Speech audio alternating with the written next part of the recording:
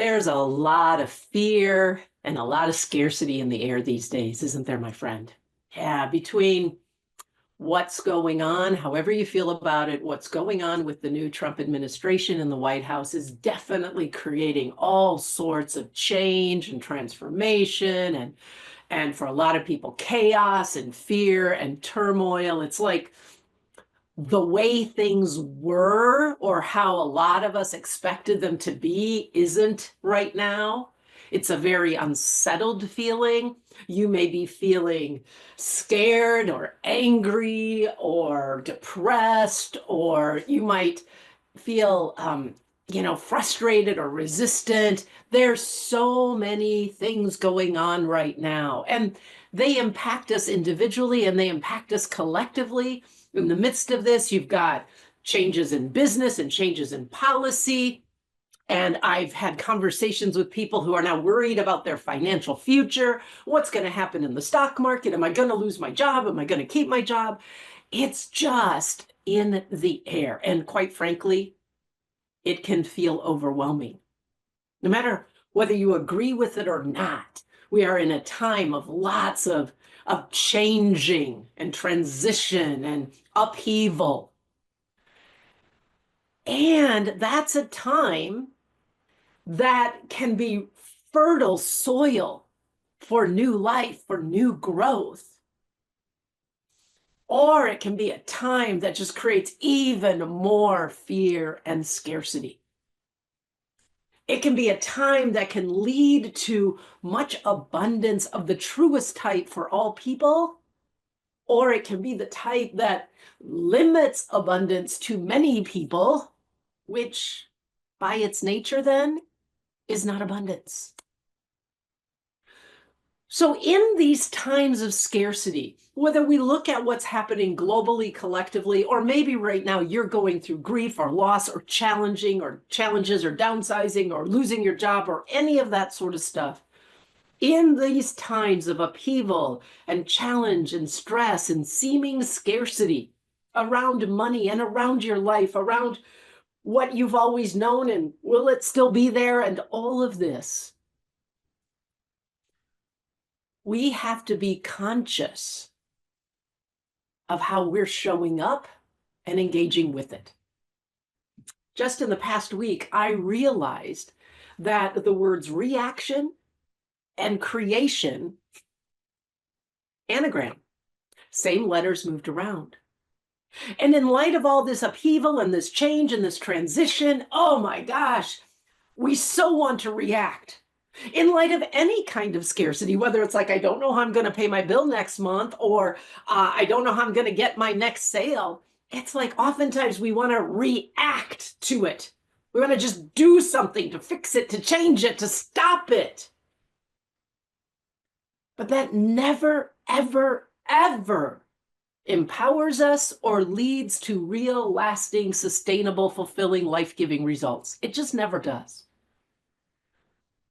Instead, to respond to it with an intention for creation, not reaction, but to respond creatively, not reactively. Now we're calling in different forces. Now we're calling in different agencies. Now we're calling in different resources within ourselves and around us.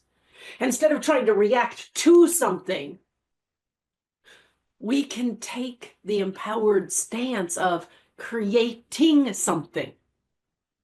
Okay, this is what's going on. What is this an opportunity for me to create? What is this an opportunity for us to create?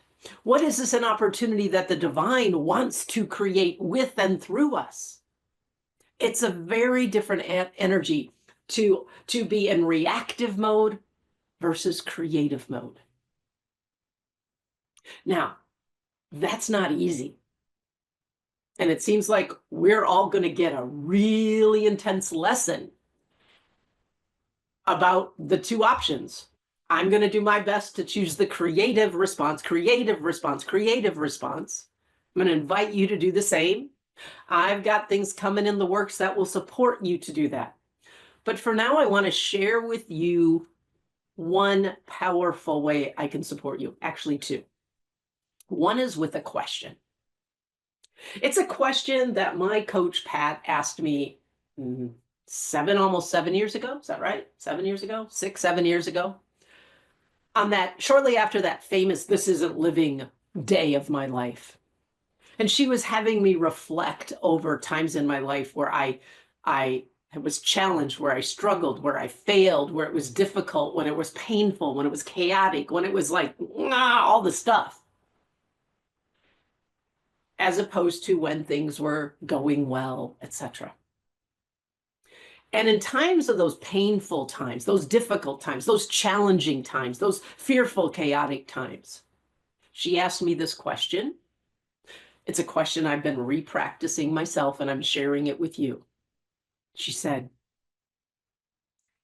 how did you respond inside of you? When this was happening, did you contract inside of you, or did you expand? Now, there's many, many, many, many times in my life when faced with chaos or shit or failing or struggles or debt or not making enough money or any of that sort of stuff, that inside of me, no matter how positive and optimistic and all the things I said, inside of me, I contracted. I shrunk. This moment, no matter what's going on in your life, but this moment in history, in our time, oh, don't you just want to contract? In response to scarcity in your bank account or in the world around you or in the fears that other people have? Oh, don't you just want to contract? Doesn't contracting feel so much safer? Yeah, that's the illusion that scarcity has us believe, because it keeps scarcity in place. It perpetuates more scarcity. We can never open to, experience, receive, share the abundance of resources that are available to us if we're contracted, if we're protecting, if we're shutting down, if we're closing ourselves off. Doing that will not only block us from what's available to support us, will unintentionally block what's available to support others as well. The challenge in the midst of scarcity, real or seeming, is to find the way, the capacity, the grace, the power to expand inside, to open ourselves so we can see more clearly what's going on, what's happening, what's available, steps to take. Not to mention, I feel way more powerful here than here. Now, I realize that telling you this, you may not have a clue. How do I do that? Yeah, I want to do that, but I'm like this, Teresa. I'm like this. Or maybe I'm like this, and I'm like this, but it's the same energy, because even to push and resist and fight back, I'm all tense, I'm constricted, I'm contracted. That's not what's going to allow you to experience abundance in your life. It's not what's going to allow you to be the conduit of abundance that I talked about in my last video. For that, you need to learn how to harness the superpower that, despite whatever's going on out there, you find a way to expand and open up inside of you. Now, like I said, that's a superpower, and it's almost impossible to develop on your own. I've oftentimes said abundance is not a do-it-yourself project, but it happens to be a superpower I'm really great at helping my clients develop. So if you'd like to get into conversation with me about how you can break through all of this, and expand so as to both receive abundance of all sorts of resources and to be a conduit of resources for others, then I invite you to set up what I call a 60-minute breakthrough for abundance discovery session. And we'll get together and we'll talk and we'll see what you need to break through this impulse, to expand, to open, to access and experience the abundance of resources available to support you, to support us all now in this moment, and again, to help you to be that conduit of abundance that I talked about in my last video.